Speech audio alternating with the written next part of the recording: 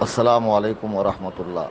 دوستان محترم، ہمارے اس واٹس ایپ چینل سنی جمعیت الاحناف سے ہم وہابی، دیوبندی، اہل حدیث ان جماعتوں کا رد شروع کرنے والے ہیں، باقاعدہ قرآن و حدیث کی روشنی میں، اور ان کی اپنی کتابیں جو انہوں نے لکھی ہے وہ پروف کے طور پر بھیجی جائیں گی۔ یہ سلسلہ ویسے تو 4-5 ماہ سے چل رہا ہے، لیکن اب یہاں سے آگے اسے باقاعدہ اہتمام کے ساتھ اور حوالوں سے مزین کر کے اور باقاعدہ آڈیو ڈال کر انشاءاللہ عوام الناس کو سمجھایا جائے گا تاکہ آسانی سے وہ ہماری بات سمجھ سکیں۔ میں نے اپنی تقریروں میں بارہا کہا ہے کہ ایک معمولی سا سیل فون یا کوئی استعمال کی چیز ہم خریدتے ہیں تو دنیا بھر کے اس کے فیچرز دیکھتے ہیں، لوگوں سے پوچھتے ہیں، پچھاڑتے ہیں، دنیا بھر کی انکوائری کرتے ہیں۔ جب بات ایمان و عقیدے کی آئی تو ہم صرف داڑھی، ٹوپی، قرآن اچھا پڑھنا یا نمازوں کی کثرت دیکھ کر امپریس کیوں ہوتے ہیں اور کیوں ان کے پیچھے لگ جاتے ہیں، بغیر ان کی تاریخ جانے، بغیر ان کی حقیقت جانے، بغیر ان کا ماضی جانے۔ دیکھیے، اللہ نے مختصر زندگی دی ہے، اور اس مختصر سی زندگی میں آپ کو دنیا دیکھتے ہوئے دین پر قائم رہنا ہے اور ایمان سلامت لے کر جانا ہے۔ مرنا سب کو ہے، آپ کو، مجھے پتہ نہیں کب میرا بلاوا آ جائے اور میں آپ کے بیچ میں نہ رہوں، لیکن وہ مرنا کتنے افسوس کا مرنا ہے کہ جس میں ایمان نصیب نہ ہو، کلمہ طیبہ نصیب نہ ہو، رسول پاک علیہ السلام کی محبت دل میں نہ ہو، صحابہ و اہل بیت کا پیار دل میں نہ ہو، اللہ کی مرضی والی زندگی نہ ہو، اور اللہ کی نافرمانی میں موت آئے۔ اس موت پر افسوس کرنا چاہیے۔ ہم کوشش کریں کہ ہماری دنیا جیسے کامیاب ہے، ہمارا دین کامیاب رہے، دین پر ہم استقامت سے ڈٹے رہیں، اور اس طرح اللہ کے حضور حاضر ہوں کہ رب تعالی ہماری بخشش فرمائے اور ہمیں جو ہے جنت عطا فرمائے۔ تو اس کی کوشش کے لیے ہمیں نبی کریم علیہ السلام کے فرمان کے مطابق کہ میری امت میں 73 فرقے ہوں گے، ایک جنتی ہوگا، بقیہ سب جہنمی ہوں گے، ہمیں ایک جنتی فرقے کا ساتھ دینا ہے، دنیا و آخرت میں کامیاب ہونا ہے۔ اب آئیے میں چند اہم باتیں بتاؤں، چونکہ یہاں سے آگے ہم رد وہابیت و دیوبندیت کا سلسلہ شروع کرنے والے ہیں۔ اوپر جو میں نے امیج بھیجی ہے، اس امیج کے اندر ایک کتاب ہے تقویت الایمان۔ اس کتاب کا میں تعارف پیش کر دوں۔ آج تعارف ہے، امید ہے کہ آپ زیادہ سے زیادہ دوستوں کو چینل سے جوڑیں گے، اور اس کے بعد جب ہم رد کریں گے آپ وہابی دیوبندیوں کو بھی اس چینل سے جوڑیے۔ تو کوئی مائی کا لال ایسا نہیں ہے کہ جو ہماری بات کو کاٹ سکے یا اس کی تردید پیش کر سکے۔ بکواس کرنے والے بہت بکواس کریں گے، لیکن معقول جواب کوئی نہیں دے گا، اور سامنے بیٹھ کر مناظرہ کرنے کی کسی میں ہمت نہیں ہے۔ الحمدللہ ثم الحمدللہ۔ میں نے کچھ روز پہلے حدیث بھیجی تھی، بخاری شریف کی حدیث نمبر 1037، کہ اللہ کے حبیب علیہ السلام کی بارگاہ میں کچھ لوگ آئے نجد کے، اور انہوں نے گزارش کی کہ اللہ کے رسول ہمارے لیے دعا فرمائیں۔ تو حضور نے اہل شام کے لیے، اہل یمن کے لیے دعا کی۔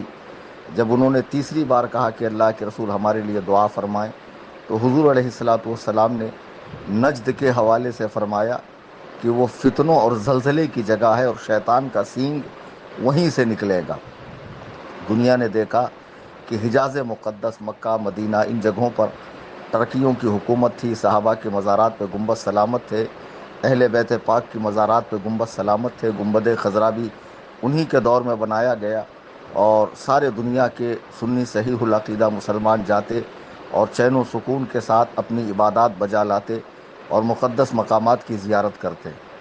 لیکن نجد کی سرزمین پر، جس کا موجودہ نام ریاض ہے، وہاں 1111 ہجری میں، ابھی 1446 ہے، آپ اپنے حساب سے دیکھ لیجئے گا کتنے سال بن رہے ہیں۔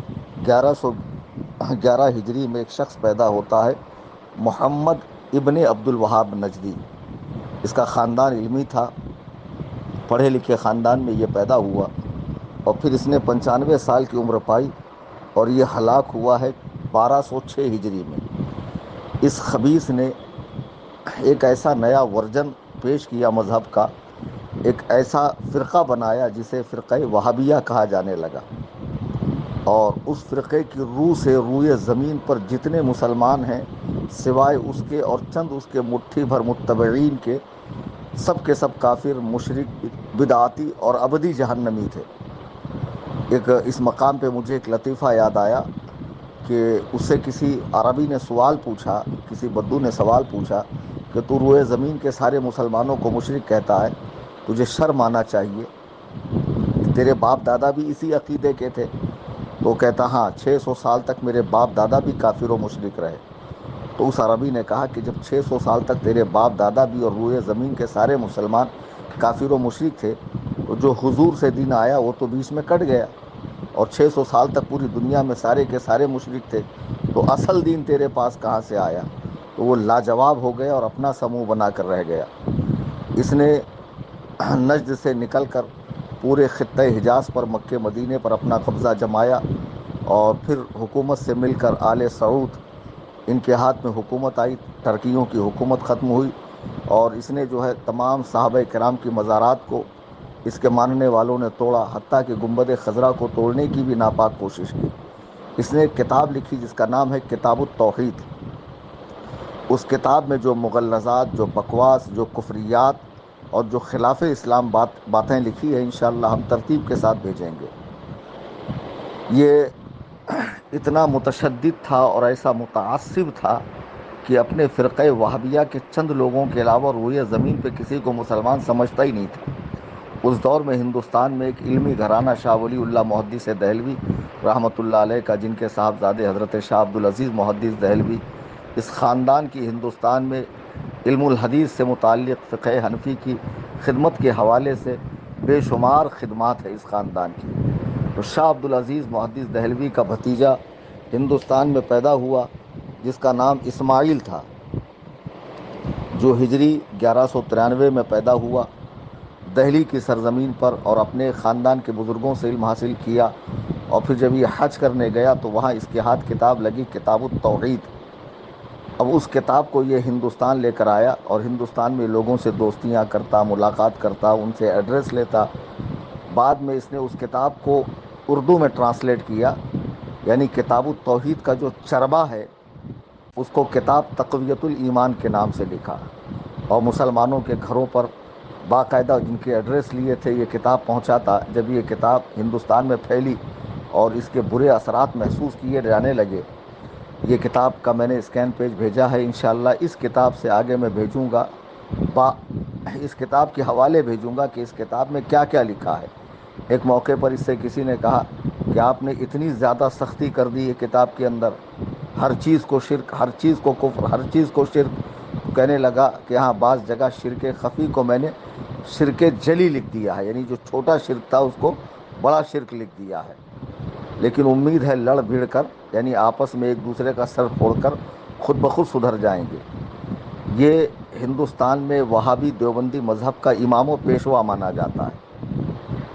یاد رکھیے، دیوبندی تقلید کرتے ہیں، اہل حدیث تقلید نہیں کرتے، یعنی وہ غیر مقلد وہابی ہیں، یہ تقلیدی وہابی ہیں، لیکن دونوں اسے اپنا امام و پیشوا مانتے ہیں، اور اس کتاب کو جو ہے بہت عزت و احترام کی نگاہ سے دیکھتے ہیں۔ حتیٰ کہ دیوبندی مذہب کا امام و پیشوا مولوی رشید گنگوہی نے اس کتاب کو گھر میں رکھنا عین اسلام قرار دیا ہے، یعنی اصل اسلام اگر کوئی چاہتا ہے کہ میرے گھر میں رہے تو وہ کتاب تقویت الایمان کو رکھے۔ اس کتاب کے اندر جگہ جگہ انبیاء علیہم السلام کی توہین، خاص کر سردار انبیاء جناب رسالت مآب حضرت محمد مصطفیٰ صلی اللہ تبارک و تعالی علیہ وآلہ وسلم کی توہین، آپ کے صحابہ کی توہین، اہل بیت پاک کی توہین، حضرات اولیاء کرام کی توہین، اللہ کے نیک بندوں، محبوب بندوں کی گستاخیاں جگہ جگہ پر ہے۔ جی ہاں، چونکہ ابھی اسی کتاب سے آگے ہم سارے حوالے بھیجنے والے ہیں، اس لیے اس کتاب کا تعارف ضروری تھا۔ اور اس کتاب میں مسلمان جو رسمیں کرتے ہیں نادانی کے بنا پر، لا علمی کے بنا پر، یا جو واقعی اہل سنت و جماعت کی رسومات ہیں، یا جو بزرگوں سے ثابت شدہ عقائد ہیں، ان سب کو اس میں شرک، کفر اور ان کے کرنے والوں کو ابو جہل سے بڑا مشرک، حتیٰ کہ ابلیس سے بڑا جہنمی لکھا ہوا ہے۔ آپ ذرا سوچئے کون سا اسلام ہے، یہ کیسی خدمت دین ہے کہ اس کتاب تقویت الایمان کا اگر اینک لگا کر آپ دیکھیں گے تو روئے زمین پر آپ کو کوئی مسلمان نظر ہی نہیں آئے گا۔ معاذ اللہ رب العالمین۔ اس خبیث نے یہ کتاب لکھی اور اتنا بڑا مردود، اتنا بڑا جاہل تھا یہ شاہ ولی اللہ علیہ الرحمت والرضوان کے خاندان کا، کہ اس کا ایک واقعہ مجھے یاد آیا۔ حضرت شاہ عبدالعزیز محدث دہلوی رحمۃ اللہ علیہ دہلی کی جامع مسجد میں درس دے رہے تھے۔ یہ بے وقوف آیا اور آ کر اس نے نماز پڑھنی شروع کی اور نماز میں رفع الیدین کیا۔ نماز میں یعنی رکوع میں جاتے ہوئے، رکوع سے اٹھتے ہوئے، تیسری رکعت میں اٹھتے ہوئے اس نے رفع یدین کیا۔ حضرت شاہ ولی اللہ حضرت شاہ عبدالعزیز نے اسے بلایا، کہا تم نے یہ نیا کام کیا شروع کیا؟ اس نے کہا رفع یدین سنت ہے اور یہ سنت مردہ ہو چکی ہے، اور میں مردہ سنت کو زندہ کر رہا ہوں، اور حدیث پاک میں ہے کہ جو مردہ سنت کو زندہ کرے اسے 100 شہیدوں کا ثواب ہے۔ شاہ صاحب بہت زور سے ہنسے، کہا بے وقوف، مردہ سنت کو زندہ کرنے پر 100 شہیدوں کا ثواب تب ہے کہ جب سنت کے مقابلے میں کوئی بدعت رائج ہوئی ہو۔ رفع یدین نہ کرنا یہ خود سنت ہے، رفع یدین کرنا بھی سنت ہے جس کا حکم منسوخ ہو چکا، اور رفع یدین نہ کرنا یہ بھی سنت ہے جس کا حکم باقی ہے۔ تو سنت کے مقابلے میں سنت پہ عمل کرنا، اس میں کہاں 100 شہیدوں کا ثواب ہے؟ اتنا بڑا جاہل اجہل، جسے دین کی ایک رتی برابر سمجھ نہیں تھی، ایک حبہ برابر سمجھ نہیں تھی، اس نے یہ کتاب لکھی ہے، کتاب تقویۃ الایمان۔ اور یاد رہے اس کتاب کو وہابی، دیوبندی، اہل حدیث، غیر مقلد، اہل قرآن، یہ تمام لوگ اس کتاب کو بڑی عزت اور احترام کے نگاہ سے دیکھتے ہیں۔ اب جو لوگ کہتے ہیں ہندوستان میں مولانا احمد رضا خان پیدا ہوئے اور انہوں نے اس وہابی دیوبندی فتنے کے رد کا سلسلہ شروع کیا، تو ان کو بتایا جائے کہ 1111 ہجری میں عبد الوہاب نجدی پیدا ہوا، جب اعلیٰ حضرت امام احمد رضا خان کے والد بھی نہیں پیدا ہوئے تھے۔ جی ہاں، اس زمانے میں یہ پیدا ہوا اور اس نے یہ کتاب لکھی، اور روئے زمین کے تمام مسلمانوں کو اس نے کافر و مشرک کہا۔ اعلیٰ حضرت امام اہل سنت اس دور میں پیدا بھی نہیں ہوئے تھے، اور اس دور کے عرب علماء نے اس کا رد کیا اور بہت جم کے رد کیا، جس میں خاص طور سے جو ہے مفتی حرم شیخ المحدثین حضرت علامہ سید احمد بن زینی دہلان علیہ الرحمت والرضوان، انہوں نے کتاب لکھی ابن عبد الوہاب نجدی کے رد میں۔ اور ہندوستان میں جب یہ کتاب آئی، تقویۃ الایمان کے نام سے چھپی، اس دور کے بڑے بڑے علماء نے، خود اسماعیل دہلوی کے بھائی نے اسے چیلنج مناظرہ کیا اور زبردست رد کیا۔ علامہ فضل حق خیر آبادی نے، علامہ فضل رسول بدایونی رحمۃ اللہ علیہ نے، جو اعلیٰ حضرت سے پہلے کے علماء ہیں، انہوں نے اس کتاب کا رد کیا ہے۔ اور اعلیٰ حضرت نے اس کتاب میں 78 جگہوں پر بتایا ہے کہ ایسے کلمات ہیں جن سے کفر ہوتا ہے، یعنی کفریہ کلمات ہیں۔ بتائیے، اتنی سخت یہ کتاب ہے، اور اس کتاب کے روح سے روئے زمین پر کوئی مسلمان بچتا ہی نہیں ہے۔ بہرحال اس کتاب پر جان چھڑکنے والے ہیں وہابی دیوبندی، اور اسے بہت ہی یہ لوگ قدر کی نگاہ سے دیکھتے ہیں، اور اسی کی تعلیم کا پرچار پرسار یہ لوگ کرتے ہیں۔ آج جو لوگ دھڑلے سے دیوبندی بن رہے ہیں، اہل حدیث بن رہے ہیں، میں ان سے گزارش کروں گا کہ کسی جماعت میں شامل ہونے سے پہلے اس کی تاریخی حقیقت کو دیکھیے، تاریخی حقائق کیا ہیں ان پر نگاہ کیجیے۔ تو جماعت پیدا کب ہوئی، اس کے بانیان میں کون لوگ ہیں، اس کے بزرگوں میں کون لوگ شامل ہیں، ان کے عقائد و نظریات کیا ہیں، حدیث و قرآن سے ان کی تردید کہاں موجود ہے۔ صرف چند اچھی باتیں دیکھ کر ان کے ساتھ ہو جانا اور یہ سمجھنا کہ ارے یہ تو بڑے نیک پارسا لوگ ہیں، یہ بے وقوفی ہے، سراسر حماقت ہے۔ آپ کو چاہیے کہ آپ پوری طرح ان کی حقیقت کو سمجھیں۔ بہرحال یہی وہ کتاب ہے تقویۃ الایمان۔ اب اس کتاب سے ہم جب موقع ملے گا انشاءاللہ چینل کے اندر اس کی عبارت ڈالیں گے، اسکین پیج ڈالیں گے، اور اس پر حدیث و قرآن سے تبصرہ کیا جائے گا۔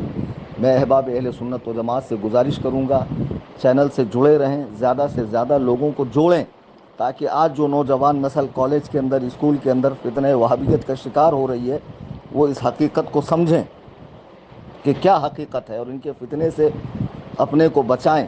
یقین جانیے کہ آپ کے چینل سے لوگوں کو جوڑنے سے اگر کوئی فتنہ وہابیت و دیوبندیت سے اپنے ایمان کو بچاتا ہے تو اس کی مغفرت تو انشاءاللہ ہوگی، اور اس کو راہ، آپ جو ذریعہ بنے ہیں اس کے راہ ہدایت پر قائم رہنے کا، آپ بھی ثواب سے محروم نہیں رہیں گے۔ انشاءاللہ آپ کو بھی اللہ کی بارگاہ سے بے شمار ثواب ملے گا اور اجر ملے گا، اور انشاءاللہ آپ کی بھی بخشش ہوگی۔ زیادہ سے زیادہ لوگوں کو چینل سے جوڑیے، انشاءاللہ کل سے باقاعدہ رد وہابیت و دیوبندیت کا سلسلہ شروع ہوگا۔